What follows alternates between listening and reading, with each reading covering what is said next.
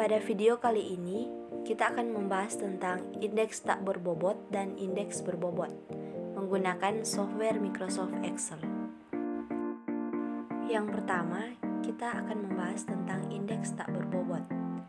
Indeks tak berbobot terbagi atas dua, yaitu indeks harga rata-rata sederhana dan indeks gabungan sederhana. Kita masuk pada materi yang pertama, yaitu indeks harga rata-rata sederhana. Sebelumnya, kita lihat terlebih dahulu tabel yang ada.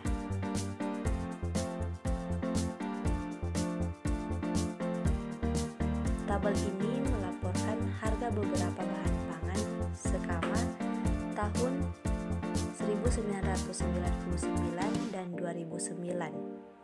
Kita ingin membuat indeks untuk kelompok bahan pangan tersebut pada tahun 2009 dengan menggunakan 1999 sebagai dasarnya. Hal ini ditulis dalam kode yang disingkat 1999 sama dengan 100. Pembahasan ini bisa dimulai dengan menghitung indeks harga rata-rata sederhana untuk setiap barang dengan menggunakan 1999 sebagai tahun dasarnya dan 2009 sebagai tahun yang dimaksudkan. Indeks sederhana roti adalah 147,1 diperoleh melalui rumus P sama dengan PT per P0 kali 100 sama dengan 1,28 per 0,87 kali 100 sama dengan 147,1. Kita menghitung indeks sederhana barang lainnya pada tabel dengan cara yang sama. Kenaikan harga terbesar adalah telur 106,7% dan yang kedua adalah roti dengan 147,1%. Harga kopi meningkat 7,3%, diperoleh dari 107,3 kurang 100 sama dengan 7,3. Lalu nilainya akan digunakan untuk rata-rata indeks sederhana. Rumusnya adalah rata-rata sederhana dari indeks harga P sama dengan sigma P1 per N. Dengan P mengacu pada indeks sederhana untuk setiap barang dan N merupakan jumlah barang. Dalam contoh, indeksnya adalah 145,5 diperoleh dari rata-rata sederhana dari indeks harga P sama dengan sigma PI per N. P sama dengan sigma PI per N sama dengan 147,1 dan seterusnya tambah 107,3 per 6 sama dengan 872,7 per 6 sama dengan 145,5. Kita masuk pada materi yang kedua, indeks gabungan sederhana. Kemungkinan kedua adalah menjumlahkan harga-harga atau di samping indeks selama 2 periode dan kemudian menentukan indeks yang didasarkan menurut totalnya. Rumusnya adalah indeks gabungan sederhana P sama dengan sigma PT per sigma P0 kali 100. Rumus ini disebut indeks gabungan sederhana. Indeks untuk bahan makanan di atas diperoleh dengan menjumlahkan harga-harga pada tahun 1999 dan 2009. Penjumlahan harga pada periode dasar adalah $10,90 dan pada periode yang dimaksudkan adalah $14,70. Indeks gabungan sederhananya adalah 134,9. Hal ini berarti bahwa kelompok harga gabungan telah meningkat besar 34,9% dalam periode 10 tahun. Dengan perhitungan P sama dengan sigma PT per sigma P0 kali 100 sama dengan $14,70 per $10,90 kali 100 sama dengan 134,9. Oleh karena nilai indeks gabungan sederhana dipengaruhi oleh satuan pengukuran, seringkali indeks tersebut tidak digunakan. Pada contohnya yang kami berikan, nilai indeks akan berbeda secara signifikan jika kita melaporkan harga apel dalam ton dibandingkan pon. Selain itu, perhatikan pengaruh kopi terhadap indeks totalnya. Pada tahun terakhir dan tahun dasar, kopi merupakan penyumbang yang signifikan terhadap indeks totalnya, sehingga perubahan harga kopi akan memengaruhi indeks tersebut melebihi barang lain. Oleh karena itu, kita memerlukan cara untuk membobot barang-barang dengan tepat menurut pengaruh relatifnya. Kita masuk pada indeks terbobot. Yang pertama, indeks harga Las Peires. Etienne Las Peires membuat metode di penghujung abad 18 untuk menentukan indeks harga terbobot dengan menggunakan jumlah periode dasar sebagai bobot. Melalui metodenya, indeks harga terbobot dihitung dengan rumus indeks harga Las Peires.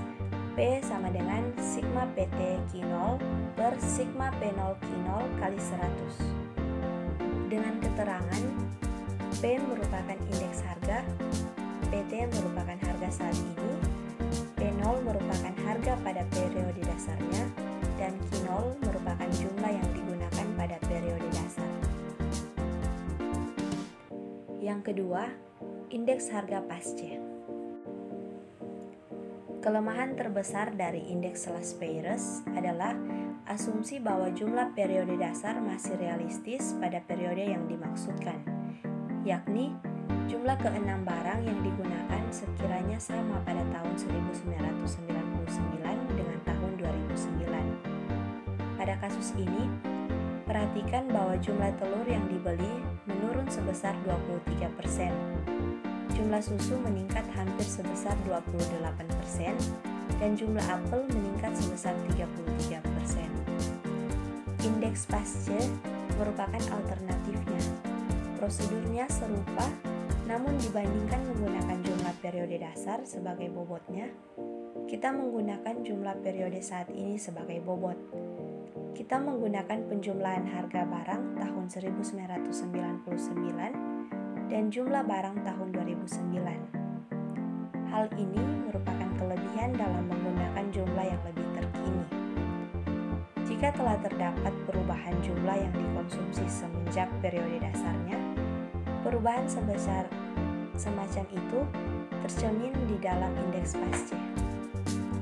Indeks harga pasca P sama dengan sigma PT QT per sigma P0 QT kali 100. Dan kita masuk pada materi yang ketiga, yaitu indeks ideal Fisher. Seperti yang tertera sebelumnya, indeks Las Peires cenderung menakar terlalu berat barang-barang yang harganya naik. Indeks pasca di pihak lain cenderung menakar terlalu berat barang-barang yang harganya turun. Dengan maksud mengatasi persoalan ini, Irving Fisher dalam bukunya The Making of Index Numbers yang terbit pada tahun 1922 mengajukan indeks yang disebut indeks ideal Fisher. Indeks tersebut merupakan rata-rata geometris dari indeks Las Peires dan indeks pasca. Indeks ideal Fisher sama dengan akar dari indeks Las Peires dikali indeks pasca. Indeks Fisher terlihat ideal secara teoritis karena menggabungkan keutamaan dari indeks Las Peires dan pasca, yakni indeks tersebut mengimbangi pengaruh dari kedua indeks. Akan tetapi, indeks tersebut jarang digunakan dalam praktiknya karena memiliki permasalahan yang sama dengan indeks pasca, yakni memerlukan jumlah yang baru untuk ditentukan pada setiap periode.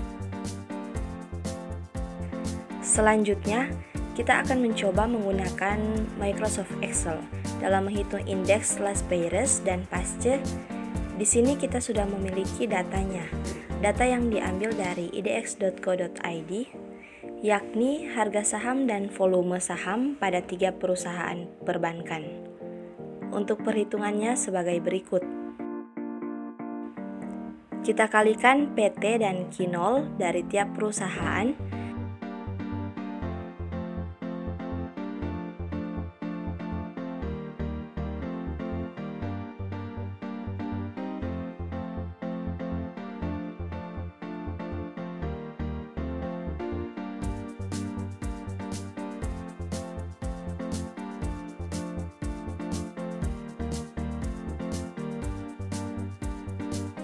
Kemudian kita kalikan juga P0 dan Q0 dari tiap perusahaan.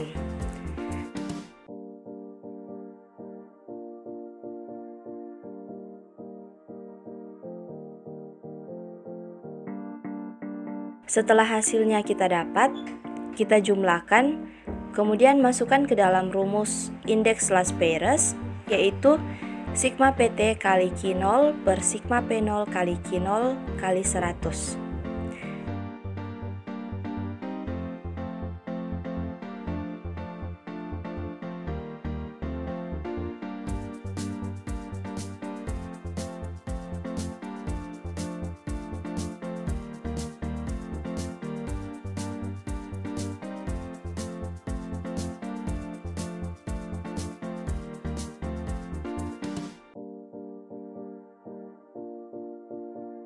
Maka kita dapat hasilnya 97,4881.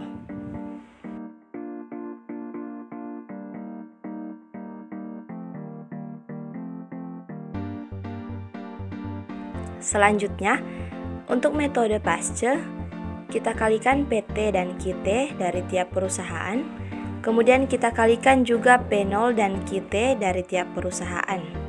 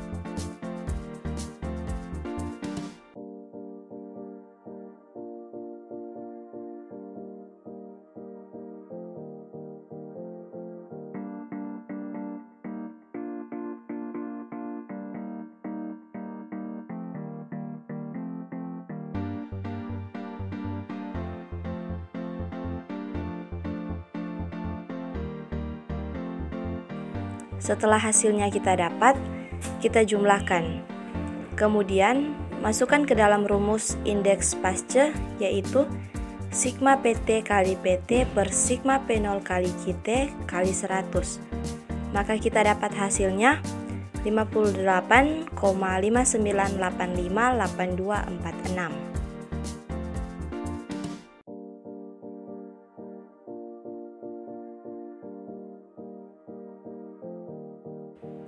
Sekian video pembahasan kali ini, terima kasih.